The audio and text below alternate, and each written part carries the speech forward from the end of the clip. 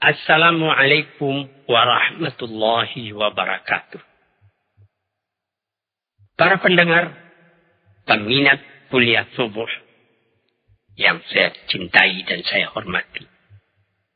Saya ucapkan selamat pagi dan selamat mengerjakan ibadat sembahyang subuh. Badan sehat, langit cerah, alam terkembang. Dan nikmat Allah berlimpah ganda datang kepada diri kita masing-masing. Pada waktu yang sudah di dalam memperkatakan soal-soal tasawuf agak panjang telah kita bicarakan tentang mahabbah, tentang hubungan kita dengan Allah, hubungan kasih, hubungan cinta, hubungan kasih sayang. Hampir 2 bulan pengajian kita tentang cinta ini. Sekarang setelah kita mengaji tentang cinta, kita akan terus kepada akibat dari cinta. Apa akibat dari cinta? Cinta itu sendirinya menimbulkan cemburu. Atau menimbulkan ghirah dalam bahasa Arabnya. Dalam keadaan yang lain, di dalam bahasa yang populer juga disebut fanatik.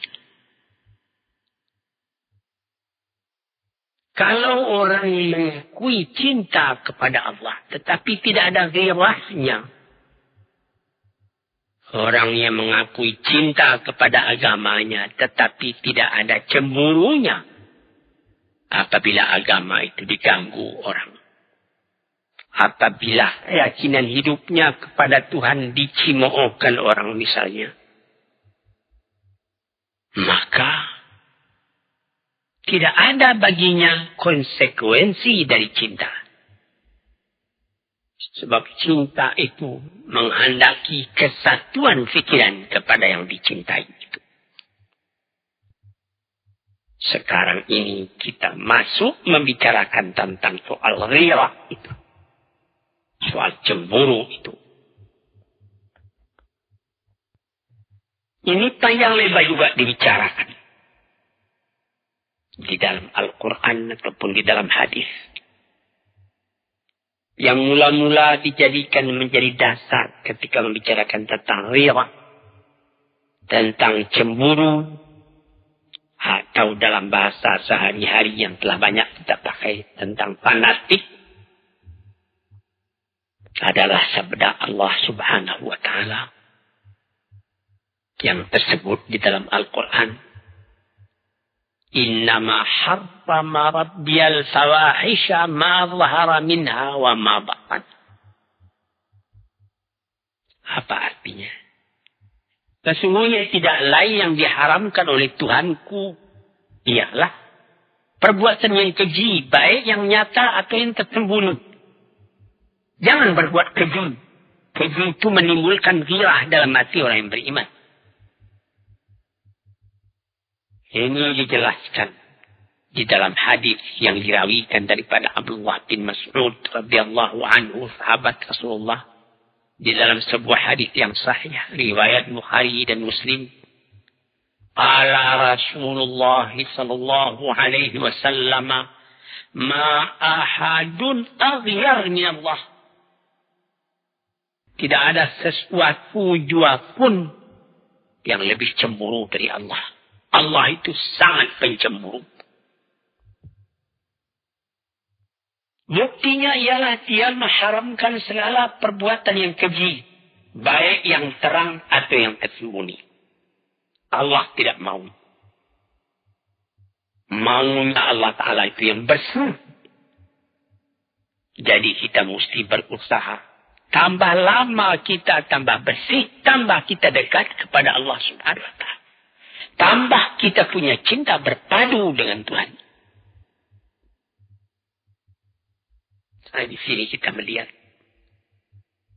Dan Allah itu katanya dalam hadis ini. Tidak ada seorang pun yang lebih cemburu dari Allah. Setengah daripada tanda cemburunya. Tuhan itu mengharamkan perbuatan yang keji. Baik perbuatan itu nyata, kelihatan, atau perbuatan itu batin. Perbuatan yang misalnya yang zahir. Misalnya anak muda mengganggu seorang gadis, misalnya tengah jalan, itu namanya perbuatan keji. Atau tidak kelihatan oleh orang lain, tapi dalam hati kita sendiri ada niat busuk. Nah, itu amabatan namanya. Kita ketawa dengan orang. Tapi kita punya hati benci pada orang. Nah, itu namanya yang batin itu. Kita hendak menganiaya kepada orang lain. Nah, sebab itu maka dijagalah perbuatan yang lahir yang akan nyata kepada sesama manusia. Atau akidah yang batin. Kalau sekiranya rasa-rasa batin itu masuk, lekas perangi. A'udzubillah. Aku berlindung kepada Allah. Sehingga hilang perasaan-perasaan yang tadinya yang batin itu. Jadi di situ maka kecemburuan Tuhan itu pun dapat dihindarkan.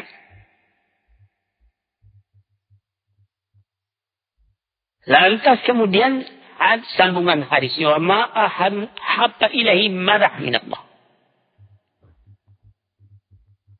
Wa min ajli dzalika asla ala nafsihi. Tidak ada seorang pun yang lebih suka akan pujian malaikat.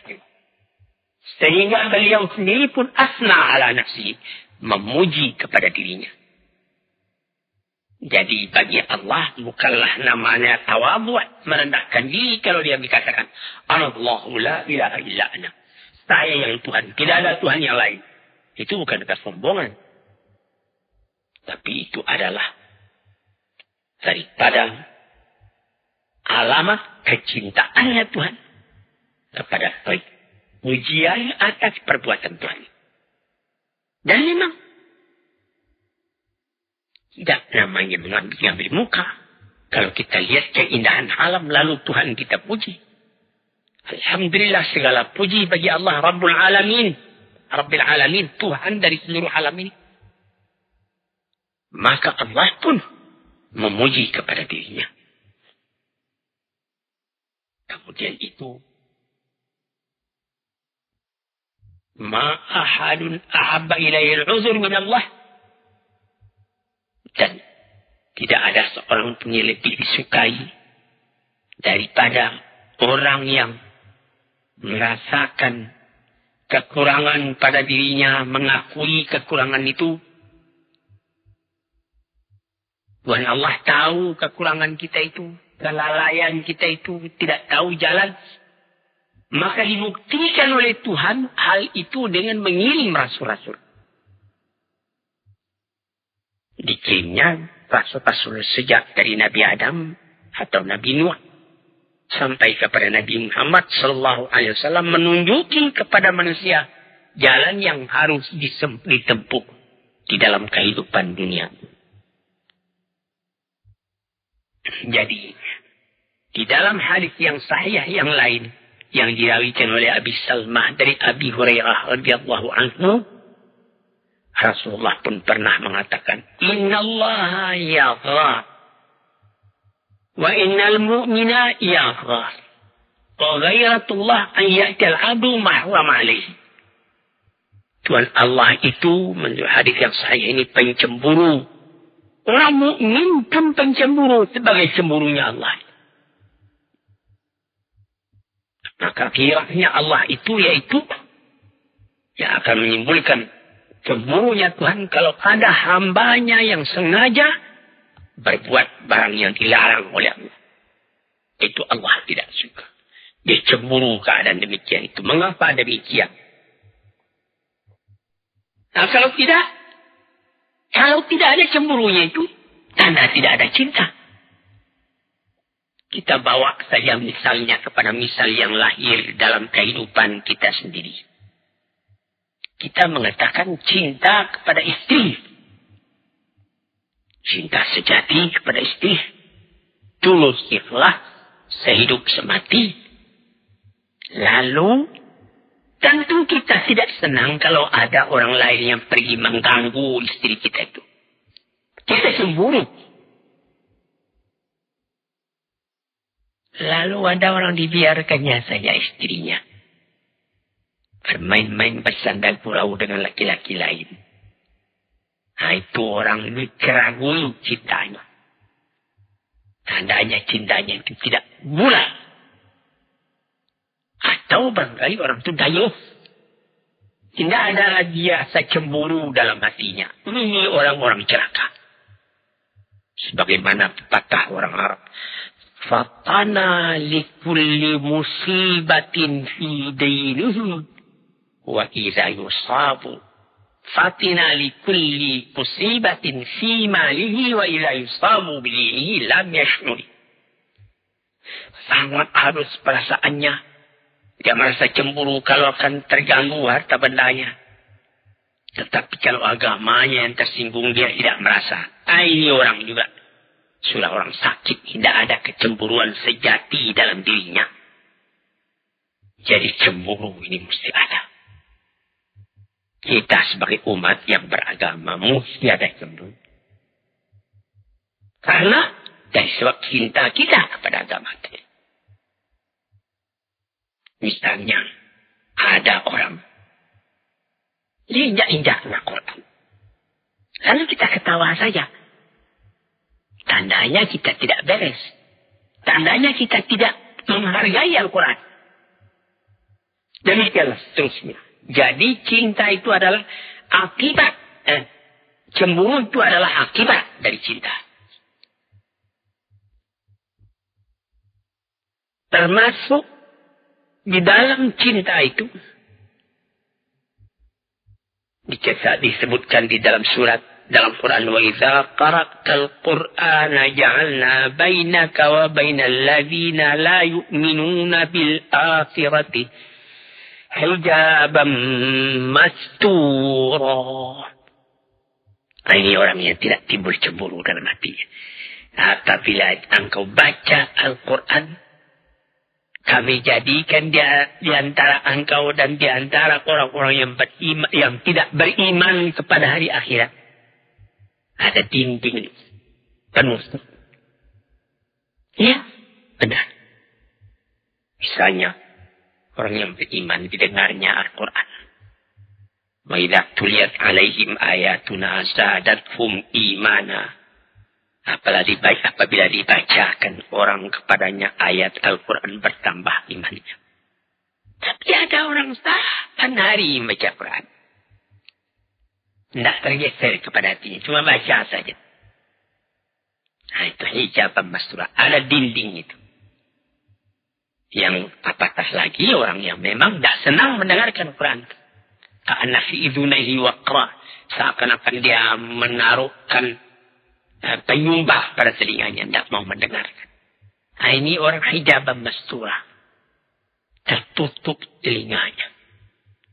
Sebab itu tidak ada gairah.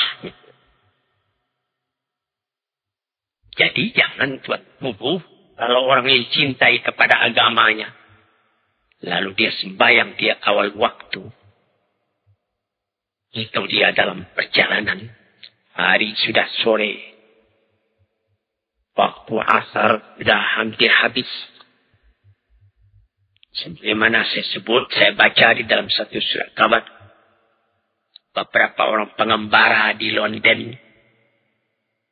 Dia mau berangkat ke tempat lain. Waktu asar sudah hampir habis. Dia sembahyang di Hyde Park. Dia sembahyang menjamak. 2 rakaat zuhur, 2 rakaat asar. Karena dia dalam musafir. Tidak peduli dia apa dia ditonton orang. Tidak.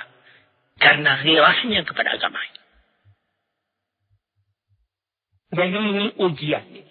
Apakah engkau cinta? Sebagaimana tadi kita yang sudah hampir 2 bulan yang sudah-sudah. Ya, saya cinta. Apa engkau ada cemburu? Oh, tidak. Tidak ada cinta engkau kalau begitu keadaan. Hadirin, para pendengar yang saya hormati. Sebab itu dikatakan oleh Suri As-Sakti kepada kawan-kawannya. Mengapa ada orang yang terhijab tidak masuk Quran kepada hatinya? Tidak ada ghirah. Karena orang-orang yang kafir tidak ahli buat memahamkan kalam Allah. Tidak ahli buat mengetahui ma'rifat kepada Allah. Buat tauhid kepada Allah. Buat cinta kepada Allah. So itu diantaranya. Dan diantara Rasulnya. Diantara kalam Tuhan. Diantara tauhid, ma'rifat. Semua itu tertinggi bagi mereka. Tidak akan didapat yang demikian itu kalau bukan ahlinya. Oleh sebab itu maka dikatakanlah. Bahwa al-ghiratu manzilatun syarifatun azimatun jiddan. Ghirah itu adalah tempat kedudukan yang mulia, yang agung sekali. Jalilatul miqdar, sangat tinggi nilainya.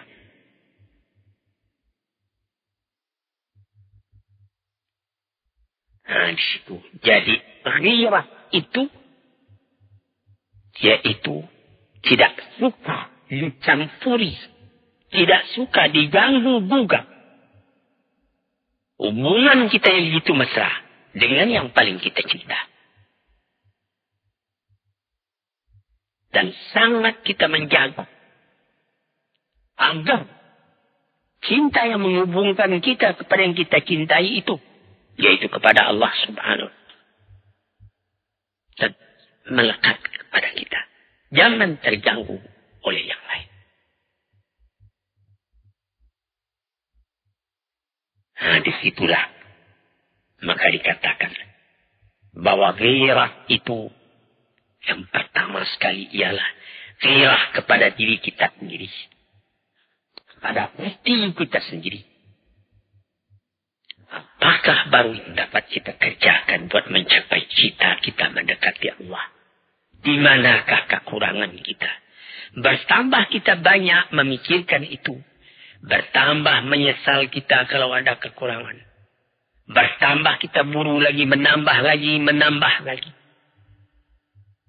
Menjauhi sifat-sifat yang telah memenuhi diri dengan sifat-sifat yang terpuji. Itulah ghirah yang menjadi keistimewaan dari jiwa yang suci, yang bersih, yang tinggi.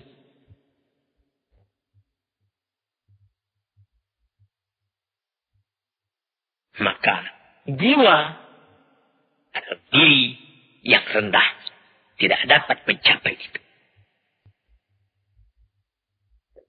Menurut kemuliaan diri dan ketinggian cita-citanya, disitulah letak ketinggian yang akan dicapai pula oleh tingkat ghirahnya itu.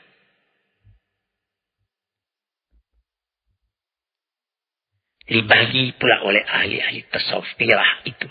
Ghirah Allah kepada hambanya dan ghirah hamba terhadap Tuhannya. Bagaimana ghirah Tuhan terhadap kepadanya, kepada hambanya?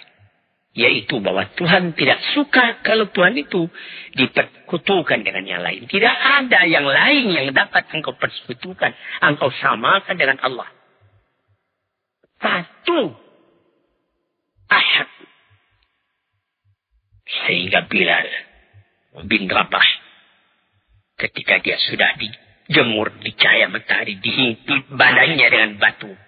Cuma tunduknya saja yang bergerak. Cuma tinggal tunduk. Allah satu, Allah satu. Nah, itulah. Di dalam badan menderita, hati senang. Karena teguhnya yang girah kepada keyakinan.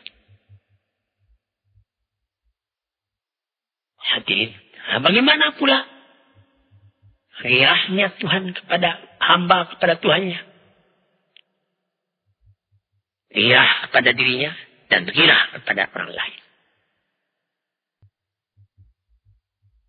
Adapun girah kepada Tuhannya, tidak dia jadikan amalnya, perkataannya, ahwalnya, waktunya, nafasnya selain untuk Tuhan. Dan kalau ada orang lain yang mengganggu hubungan dengan Tuhan itu, timbul marah. Dan dia tidak mau kalau haknya dengan Tuhan itu dipandang enteng oleh orang yang memandang enteng.